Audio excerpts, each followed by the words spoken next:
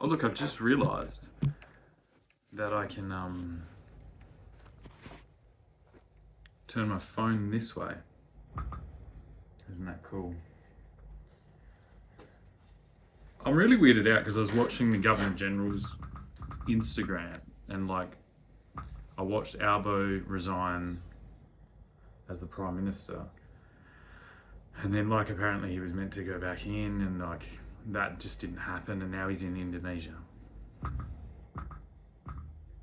And that makes my mind just kind of wander, and I'm guessing that maybe he was running he was running the Labor Party from organised crime,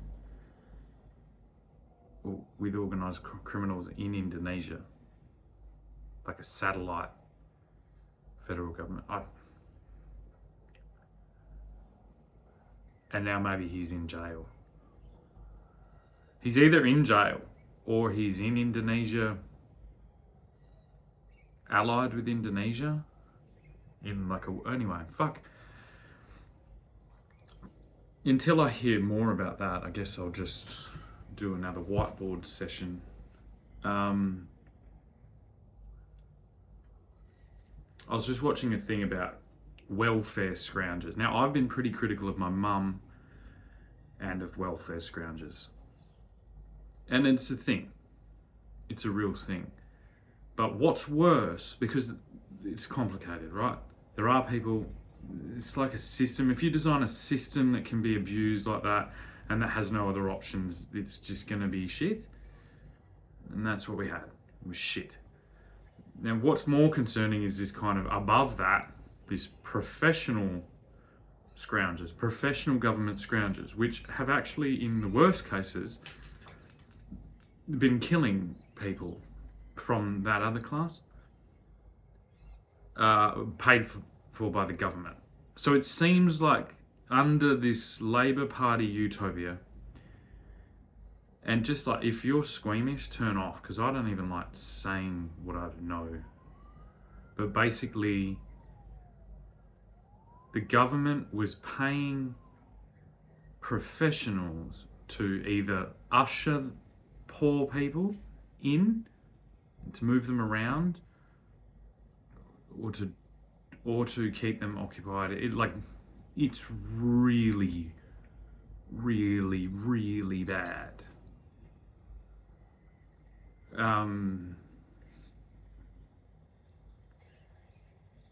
Because I'm trying to fix it, and because I'm spend most of my day, every day, trying to work that out, because they were fighting to protect that, and they were actually really dangerous. So it's usually described with 3 letters, and the first letter is W and the last letter is R. But there's no real need at this stage to use that word. But I think we all know what word we've been in.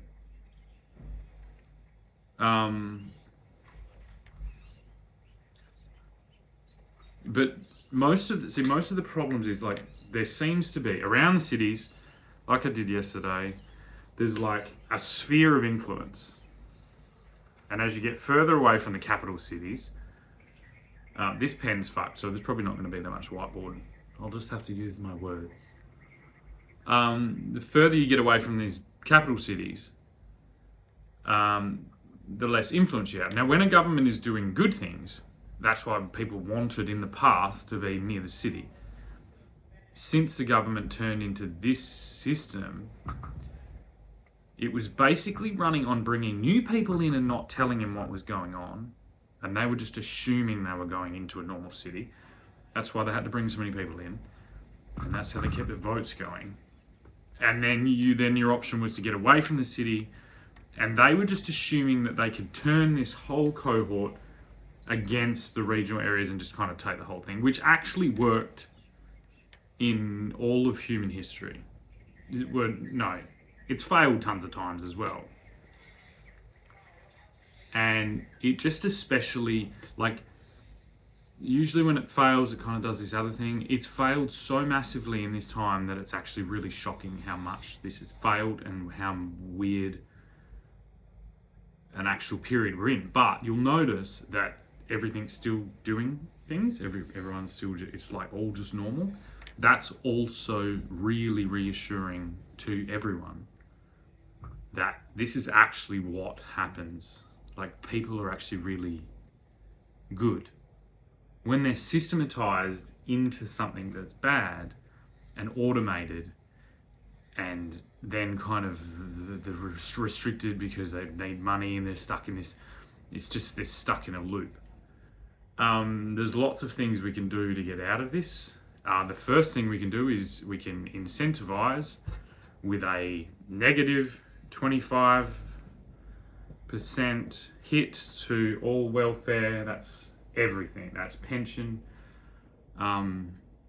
disability, and job, not unemployment. In this radius is around the cities, and we do a plus 25% if you're in that region. If you're in Australia, the big bit. If you're in the big bit Australia, you go up to be unemployed or disabled or whatever. Now, you're gonna, like, obviously, there's lots of things to factor into that. It's mainly just to get the unemployed people, to attempt to get them out of the city, to attempt to get them away from drugs, alcohol, crime. And then we're going to do a cohort or a new rural style policing affair, which, look, it's not just the police. You know, the policing they haven't got any new laws. They can't do anything different. There's just one, if you're going to do weird petty things like hooning, no one is really going to even notice. Just don't fucking do it down the main street of any fucking town, or you'll end up with bullet holes in the back of your window. But you're still going to get a fine. Like, all these, you know what I mean? Because what happens in here as well is the demand for police is coming from when you squished all the people of the world into a little pen. You squished them all in there, and then you gave them phones and drugs and meth.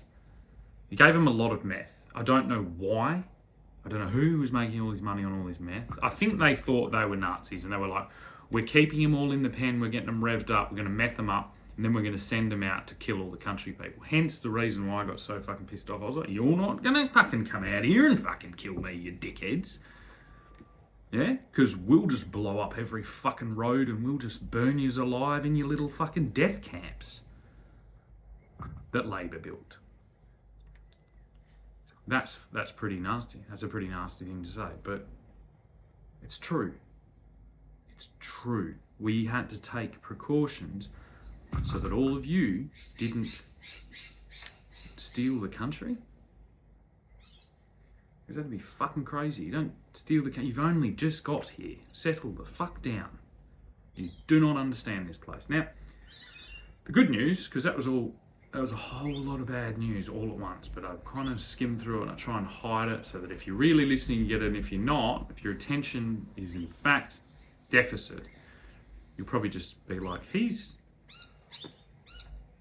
a bit fucking weird, isn't he? I don't even know what people think about me. But the good news is, and this is for a lot of places that you may have come from, is that Australia is really fucking big, right? And there's this thing called not being a fucking idiot, okay? Our entire political system came through feudalism, opposed kind of feudalism, started the Industrial Revolution, got to all these things, and then just never realised, like, they de-industrialised, but they didn't change their policies. There was no one, because they kept in their little cities, and they were like, they just didn't want to listen to anyone that worked in the physical world or with their hands or with agriculture, and that backfired in their face a lot. And now it's like flip. It's like all the solutions for all our problems are not coming from the cities. If you think about this, like a whole town with everything, a butcher, a baker, a candlestick maker, a judge, all these things, like it's not a lot of administrative staff. But our cities, and more specifically in Western Australia, which is the best place for me to speak about because I've driven around here for 40 years. The majority of people in they're classes like administrative, or like there's a lot of drivers and things like that, which is kind of administrative, like logistical administrative. So it's out of sync, and that's because we industrialized and then didn't balance ourselves out because we were going too fast. Have you ever been in a car with someone and they're driving too fast and you're like, fuck, slow down, and they don't? That's me. That's been me for 15 years.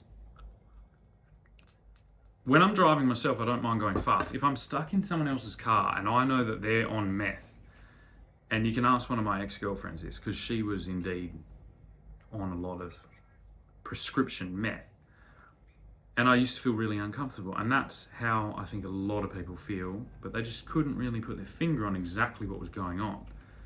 And now you know. But yeah, like most of the people in it, like you do not have any skills or experience in anything that we need. So you need to start leaning towards that way. Now that's going to be cool because we're going to do it really nicely and like beautifully.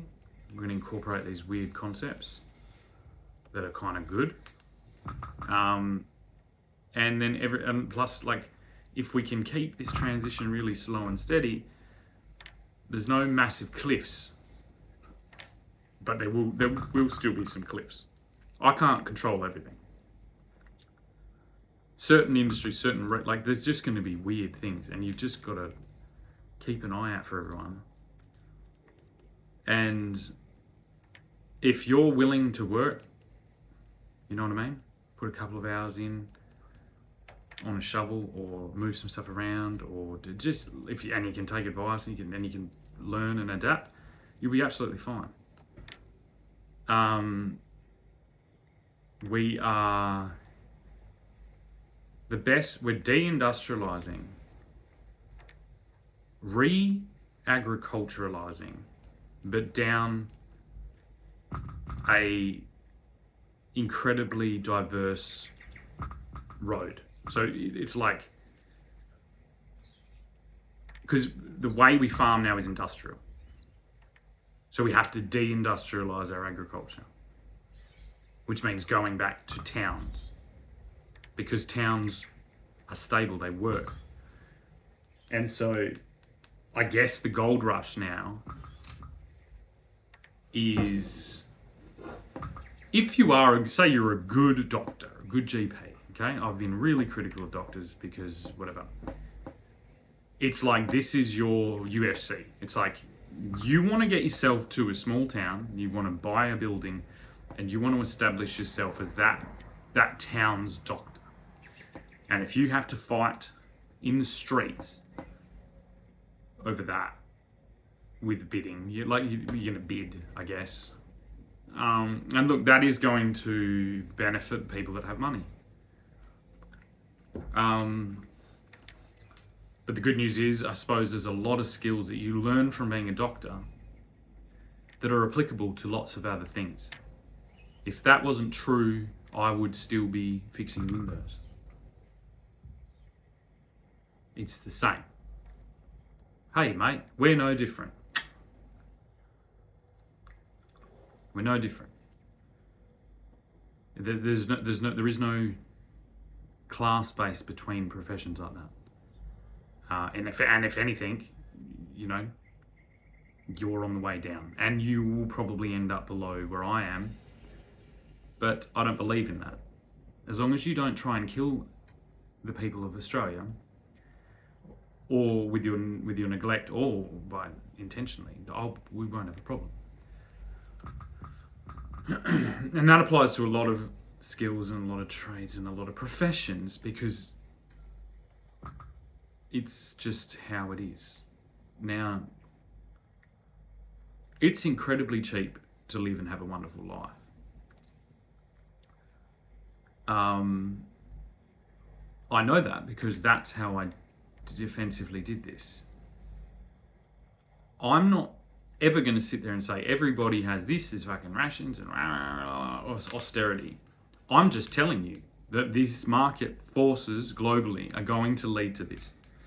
So the faster and more like appropriately directed you adjust, you will fare better. Which is more, that warning is more than most people have ever got in their lives. Now the rest of that is up to like the market and observation and diligence. I'm not going to put the spoon in your mouth. You've got to figure it out. This concept that you go, finish school, go to another school, get a piece of paper, get a job from the government, like that is no more. It pretty much. Of course it's going to be there, but it's just not. I wouldn't put all my eggs in that basket. I would put my eggs in the figuring out how to sustainably make eggs without sticking all those chickens in a fucking cage.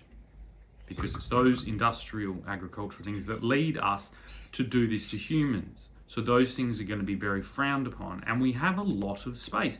In England, you can see why these things, like in the urban built up areas of these places, you can see why some of these things occurred. Because there was a need for it. Space was really valuable.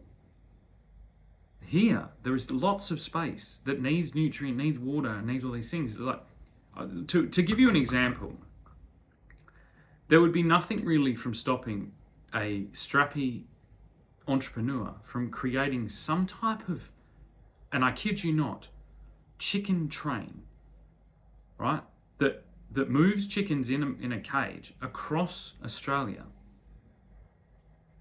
You know, does all the relevant paperwork, which isn't all that much, to claim this thing, and then you build a fertile pathway between places. Now, I wouldn't go that ambitious, but you could definitely sure as hell fucking organise that between some of our country rural towns in Western Australia. Definitely, you can definitely do that very easily. You can pick 2 dots on a map where there's 10 people sitting around the pub in each town. You ask those 10 people, you figure out who the landholders are, you adjust some fences, and you build a fucking pathway. And then you plant things on it that you can harvest and make money from. Like that is all accessible. So if you do that, I'd appreciate some produce for the idea. You see what I mean?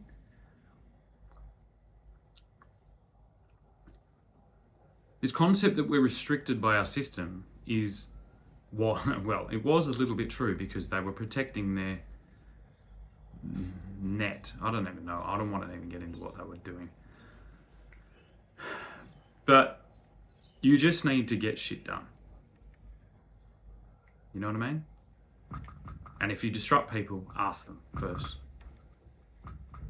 You know what I mean? And just that is a smaller thing than what I've done. And I would way prefer to be doing that. And there is a high possibility you might, in the process of doing that, end up doing something completely different that is beneficial. Because that's what I did. But as long as you keep working on what your moral and ethical directions are, it's like, just consider it as a university degree. Now try and make some money really quickly. Yeah, so start off. Say there's this egg shortage, right? Everyone wants really good eggs that are free range. So you got to figure out how to get them to people that want to buy them. You've got to lease a bit of land to have some chickens and get some feed and do that and get a van and get the chickens home, deliver them to the people that still live in the city, and then project out an ambitious goal that is exciting, that keeps you really passionately driven towards not just settling in that zone. There's one thing the wheat belt tells me, the whole they settled in that zone. And look, a lot of those they've been through wars, they've been through stuff. It's complicated. It's sometimes when you land too quickly in the pile of gold, you don't appreciate it for what it is. And so it's basically like, let's just, let's have a good old go and try and think of like some really interesting things and get good at selling and get good at speaking like this. And then all the paperwork and stuff is just, that's where we will have openings for administrative people. I don't exactly know how they're going to get paid or anything, but it's like, jump on board, become that. Maybe you're a professional that handles settlements between agricultural regions and entrepreneurs that want to do sustainable development in these regions, and then you can link up between other things. It's like, there'll be an order that will emerge. But the towns are already there. Basically, if you're improving the social arrangements, like this is like social cohesion activities within any of these towns, you're going to be doing the right thing. If you're providing sustainable agricultural products to the state and to the town, start with the town. And that's going to be weirdly hard and everything like that, but just start with it. Then you're going to be on the right track. And then if you're doing the hard work of showing how to do it, keep a log of it. Oh, I had to do this and lodge this paperwork here. I had to go speak to this person in this council and this person in this council, and it was all quite easy. And now look what we have. Don't bite off more than you can chew. Stay in a manageable state. Be careful with how many people you employ, because employees will be by far your biggest variable that could lead to your ruin. So stay lean and nimble. None of these really things need a lot of money. They need a lot of work, they need a lot of passion, and they need a lot of commitment. That's it. The rest of the infrastructure in order to do that has never been easier. Try and deal in physical currency. I wouldn't trust the digital currency to buy anything, almost. And hopefully we'll have some more stable, higher level physical currencies that are more consistently produced, and then look after it. And one of those things is land.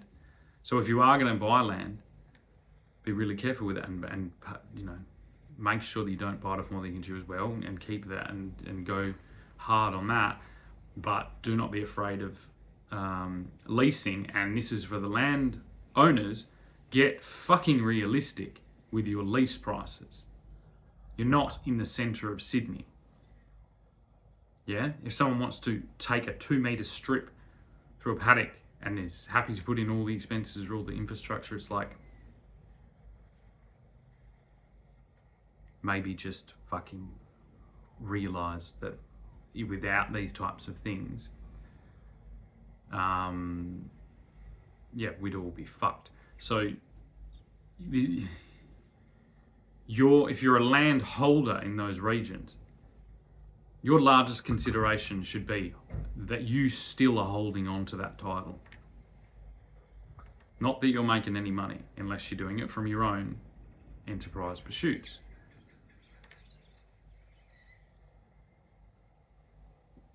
Do you know what I mean? Like, there's a lot of wasted fucking space out there that's been really fucked with. And when we've got kids coming in the city that have to scrap over 2 square meters to grow some fucking tomatoes in, we're really out of fucking sync, because we don't live in this middle of London. We don't live in the middle of fucking Glasgow. We don't live in the middle of fucking, we live in fucking Australia. Yeah, and it is all upwards trajectory for 99